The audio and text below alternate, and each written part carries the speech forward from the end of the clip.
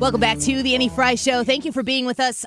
Beautiful Thursday, kind of getting chilly back in St. Louis the way it's supposed to be at the end of December. We appreciate you being with us as we are just a few short days from Christmas. And it's always wonderful to visit with our friend Jamie Lissow, who is back with us, actor and comedian, writer and producer, and regular guest on Gutfeld. Jamie, Merry Christmas. Welcome back to the show. It's good to have you. Merry Christmas, Addie. Nice to talk to you. And as always, the last few times I've called, you may hear some ambient noises of New York City. What happens is I find a very quiet place to call, and then two crazy people start an imaginary knife fight behind me. And so I thought we would just keep going with the interview until somebody steals my phone, if that works for you. All right, just holler. I'm sure there's somebody around who will help you. Yeah, you'll just hear the pattering of footsteps, and my voice will slowly get quieter, and that'll signal that I no longer have a phone. And then we'll interview that guy. Yeah, you can just talk to that guy. Yeah. Or girl. I'm not here to, either or. I'm okay with each. What I is feel it like? it's a lot of, I'll be honest with you, I feel like it's a lot of crazy guys lately, but I have been doing my part, and what I've been doing is if I kind of have two thoughts here. If I find a crazy guy that's talking to himself, what I do is I find another one, and I pair them up. You know what I mean? I put them together.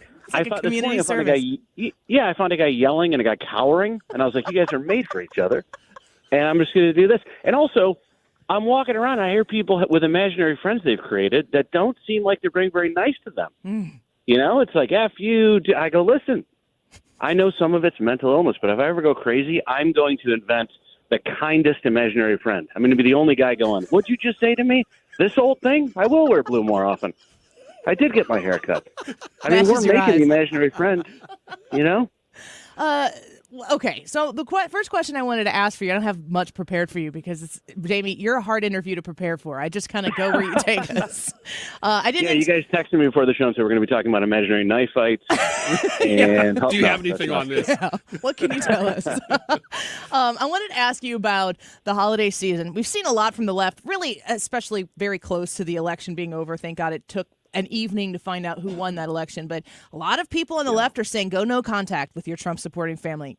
Don't even go there. Now we're to the point where we're within a week of Christmas. People are starting to get together. Hopefully they've moved away from that. People's politics aren't going to change between November 5th and now. What do you tell people when it comes to getting together for family gatherings this holiday season, when you know that there are some people who are super happy about the results and some people who are the opposite?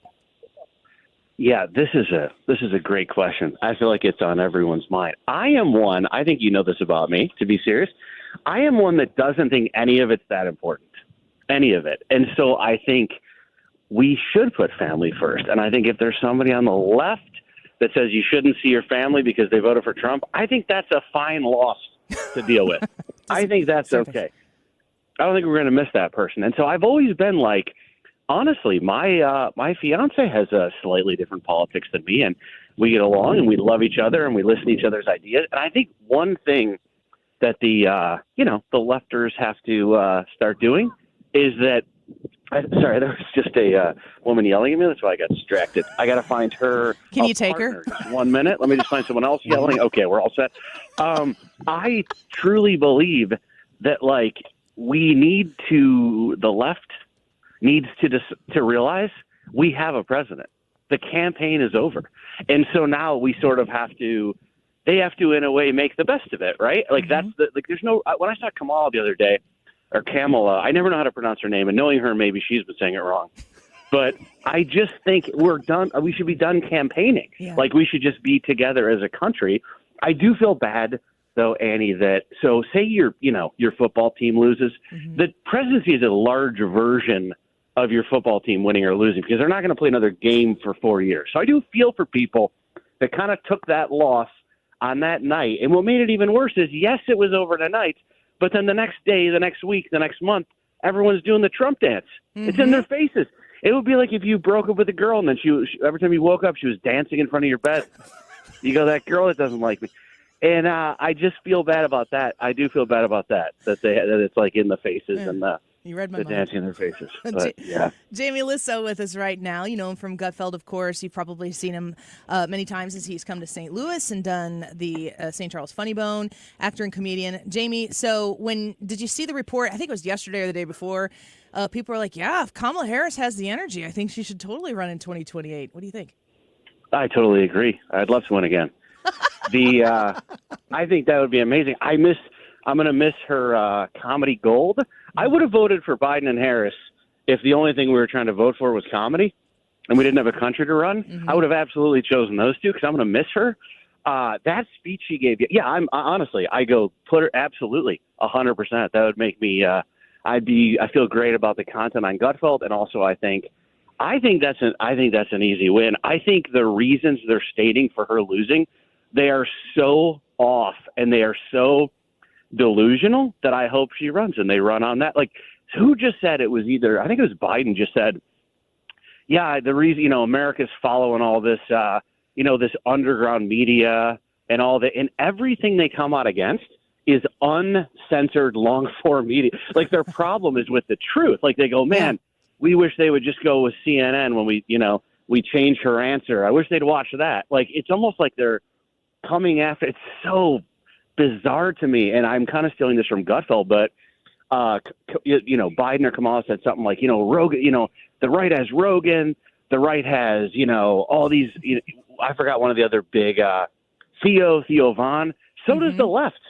Like, Rogan would have interviewed Kamala. They're open to everybody that will come and follow the rules. But Kamala wouldn't follow the rules. She wanted Rogan to fly out and shorten his interview. And basically she was going, hey, I'll do it if you're not Joe Rogan. Yeah, exactly. And I mean, obviously to their loss, and I am encouraged by their inability to come to grips with the truth. The longer it takes them, the better our chances in the midterms again in 2028, I would say. I think you're totally right on that. You mentioned Gutfeld, and surprising to everybody out on this side of the television screen, Gutfeld recently announced that he is a father. You talk about being a father quite a bit, and I just wondered, have you given Greg Gutfeld parenting, fatherhood advice? And if you haven't, you could just do it right here, and we'll send it to him.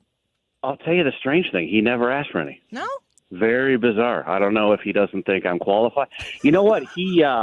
I did give him the old, of course there's jokes and stuff like, I don't know if you heard the baby was born like 8 pounds, 3 ounces and 2 inches taller than Greg. And, and she's going to wear his hand-me-ups, I guess. That's what they decided. And I'm not sure exactly what that means, but I like saying it. Mm-hmm. I did tell him in all seriousness when he texted me that, I asked him, I think a lot of people were like, where's Greg? Yeah. And so like a month ago or something, I think I go, hey man, I think I know where you are, like what you're doing, but I just want to check on you. And we had been talking and I just told him, I feel like all of the things, especially in entertainment, there's sort of like this thing where people say, if you have a kid, it's going to ruin your career, especially comedy. Like, oh man, I know comedian friends that there's many, many famous comedians with no children because they're like, it's this solo job. It's hard to leave the home. It's going to hamper my success. I could not disagree more. And I think that having kids takes you outside of yourself and sort of like I talked about politics, like deprioritizes work and politics just a tiny bit, just so that you can get that, I think we're all here for the same reason, which is to love people. And it just gives you this. I describe having a kid as just going into like a Build-A-Bear shop and making a best friend. It's just walk out of there with a best friend. Yeah, it's not untrue. I have 4 kids myself, and they're from almost 15 in next week, the day after Christmas, down to 3 years old. And so we're in all these different phases of life. But what it does, it humbles you and it gives you perspective that if you don't have that, doesn't mean you can't have good perspective, but it does alter the future of how you see things and how you anticipate the future. Do you feel like, I mean, it was like the best kept secret that I've seen come out of the media that he was expecting in that regard. Do you feel like it's going to be a part of the future of Gutfeld? Do you think he's going to talk about being a dad, or is that, totally respect if it's a private thing for him? It's a good question. It was a very well kept secret. Greg told me he found out after the baby was born. And that was really an unbelievable job they did. I don't know if it'll be part of it, but I know Dana Perino I waited to tell anybody until I saw Dana Perino tweet something or do something on Fox. So I do know that it is out there, the news, but I don't know how much a part of the show it will be. Yeah. But I agree with everything you said about kids. Like, it humbles you, and also it takes care of, I don't know if you also find it annoying when you have too much money in your bank account. God, that's annoying. But it takes care of that. And before kids, I used to have a comma in my bank account. I would look on there, and there was a comma in there. I go, let's get rid of that thing. That is not wrong. Jamie Lissow with us right now. Before we let you go, Jamie, I wanted to ask you, we talked a lot about the Kamala contingent and the fact that they haven't seemed to learn any lessons on that side yet, but those lessons might come. They have a little time to think about it. What do you think about Donald Trump 2024 going into 2025? This man has an entourage of the wealth. I think I saw like his cabinet's worth, I don't know, it was like $400 billion or something like that, the people who he's put in there. Just the minds that he is assembling, obviously the wealth that is behind that, which, I would say indicates some level of success and know-how into the things that they're going to be contributing to should they be confirmed. What do you think about this Donald Trump? Maybe it's not even 2.0, it might be 3.0. I am very excited. If you look at his cabinet versus... Have you ever seen Biden's cabinet? It's just filled with prescription drugs. And I couldn't be more excited. I'm excited about Elon Musk and Vivek Ramaswamy, who I was on Gutfeld with. And a month before he announced he was with Elon, he had texted me, what comedy club to go to in New York City. And I helped him and his wife, figure out what club to go to. And then I saw him and Elon, and I was like, this feels like 2 degrees of Kevin Bacon with people that are more important. This feels good. Elevate. But I'm very excited about I think I'm most excited about the Doge. I think I'm most excited about transparency and saving money and, seeing every step of the way exactly what they're doing. I think that also says a lot about anyone that comes out against transparency. I feel like it shows your true colors. And I don't know how you feel about Elon. He's so smart that I just decided my beliefs are his beliefs. Whatever he believes, signed him over. I'm just sometimes he'll go, hey, we should send a rocket up there because I go, Dad, we don't need the because. Let's do it. I'm in. I went to a bookstore the other day, and there was a book called The Benefits of Fish Oils. It was 550 pages, and I go, I'll take them. You got me. I believe you. That's how I feel about Elon Musk. And, his big vision is to send us to Mars if Earth becomes uninhabitable. That's his big vision. And then California, we know why, says that he can't light rockets off anymore because the sonic booms are disrupting law. Let me tell you something. This might sound insensitive. I don't think I care if every once in a while a bear's like, the heck was that? I don't care. I do not care. We are going to Mars. I'm very excited. I'm very excited about the whole cabinet. I have not been this excited and confident about America in a very long time. It feels like exciting times. It feels like change. Yeah, I'm 40 years old, and we've talked about this here on the show since the election, that in my lifetime, I don't think that I've ever been so excited and anticipatory on what is going to happen next, because the transformative ability of this new presidency coming in that has the experience, that wouldn't have been able to do what they're going to do now if he would have won in 2020. It's just really a moment in American history that is really exciting. I'm right there with you. I agree. I just turned 40 10 years ago. Yeah. And I feel the exact same way.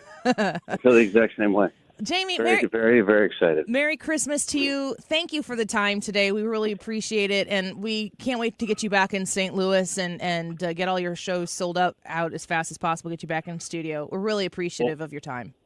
Absolutely, anytime. Merry Christmas, Annie, Brad, Ethan, and you guys take care, and I will talk to you soon. All right. Sounds great. Thank you so much. Take care. Take care. Bye-bye. And you, Ryan. And me, Jamie. Hey. Merry Christmas, Jamie. Would you believe that I told him to say that? I would believe that. I would not ever. I would believe that you would, though. I would not ever. It's because Brad booked it. He talked to Ethan on the phone. He was talking to you just now. And I just sat here quietly. Well. Ethan's in the studio for now. Why? What are you doing? It's like 3 degrees of Kevin Bacon with now, Ethan. I just... Now you almost know Elon Musk. I heard someone wish me a Merry Christmas, and I just felt so appreciative and warm inside that someone would mention me. But what made me feel even warmer was that Ryan Wiggins wasn't mentioned. You walked in really fast. What is this? It's time for a gift. That's what that sounder means. I didn't know that it was 30 seconds. Are we giving away something? What's happening? No, it's the opposite. Somebody gave us something. Oh. And I thought now would be the perfect time for this gift. It's like the perfect So gift. I'm going to give this to you. Open this up. Brad, you can come here, Ryan. I'm not getting up. You can get up. That's really bad, but okay. I would toss it to you, but I don't want to break. You can Get up, old man. tell us who this gift is from. This was delivered to my desk. Are you really in pain, old man? I didn't know that. I got up. Don't drop it.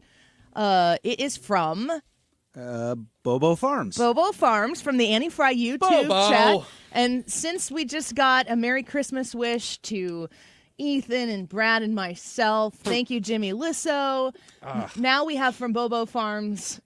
Yeah, Bobo says, Merry Christmas, y'all. Wishing you and your families a joyful holiday season and blessings in the new year. Thank you so much. That's Bobo. This is Yeah. I love this. It's Thank you. amazing. And if I had to choose to get a Merry Christmas from anybody, like if you said you could get it from somebody on Gutfeld or you could get it from Bobo Farms, I would choose Bobo.